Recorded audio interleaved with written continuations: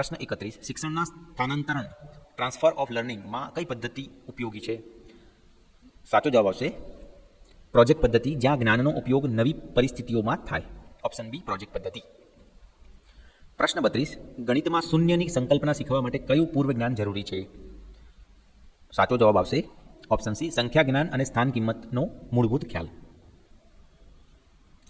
ગણિતના વર્ગખંડમાં પ્રત્યાયન કમ્યુનિકેશનની ભૂમિકા શું છે? સાચો જવાબ આવશે વિદ્યાર્થીઓને તેમના ગાણિતીય વિચારો વ્યક્ત કરવા અને ચર્ચા કરવા સક્ષમ બનાવવા.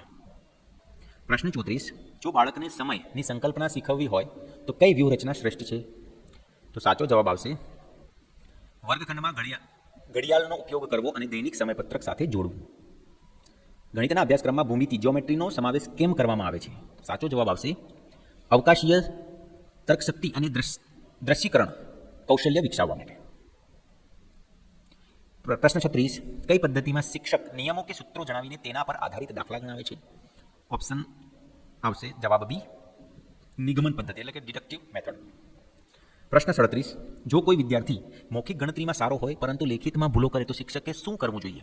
તો સાચો જવાબ આવશે બી ઓપ્શન લેખિત કાર્યમાં થતી ભૂલોનું નિદાન કરવું અને તેના કારણો પર ઉપચારાત્મક કાર્ય કરવું.